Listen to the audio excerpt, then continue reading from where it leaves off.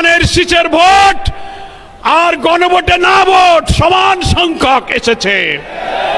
500 ধানের শীষ 500 না, 1200 ধানের শীষ 1200 না। তাতে বোঝা যায় সিন্ডিকেট করে বিএনপির আভ্যন্তরীণ ভাবে গণভোটে না ভোটের পক্ষে তারা ক্যাম্পেইন করেছে।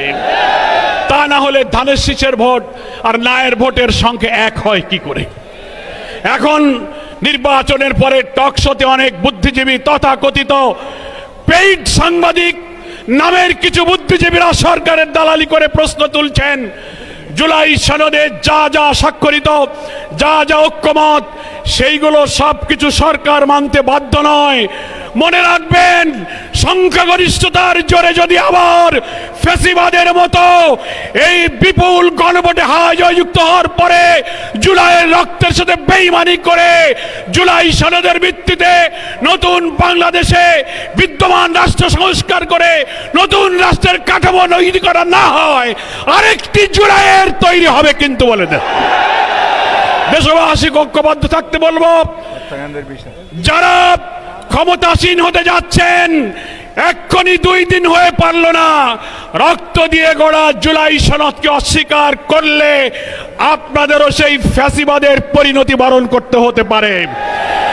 জুলাই শহীদ যারা, জুলাই হত্যাকাণ্ড, 30-40 হাজার আহত ক্ষতবিক্ষত দেহ নিয়ে যারা এখনো আহারি করছে, যারা শাহাদাতের পেয়ালা পান করে তারা পরিবারকে স্বজন হারা করেছে, তার বিচার এখনো হয়নি। আপনাদেরকে সেই বিচার করতে হবে।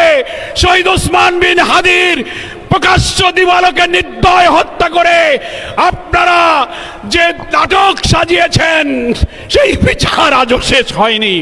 আমরা বলতে চাই, এই সরকার যারা আসবেন তাদেরকে জুলাই আন্দোলনে আহতদের, শহীদদের, ওসমান হাদির খুনিদের বিচার করতে হবে।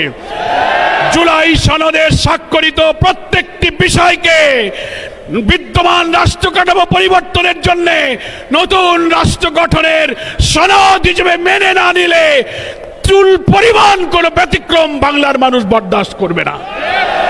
সকলকে আমি আহ্বান জানাবো, আজকে নির্বাচন উত্তর এই 11 দলের প্রথম বিশাল এই বিক্ষোভ মিছিল এখন যাত্রা শুরু করবে। প্রেস ক্লাব হয়ে, মৎস্য ভবন হয়ে শাহবাগের দিকে সুশৃঙ্খলভাবে জাতীয় নেতৃবৃন্দ সামনে থাকবেন এবং আমাদের নারী নেত্রী মা বোনেরা আছেন তারা সামনে থাকবেন, পেছনে নিরাপত্তার দায়িত্বশীলরা থাকবেন। সুশৃঙ্খলভাবে এখন আমরা মিছিল নিয়ে সামনে গিয়ে যাব।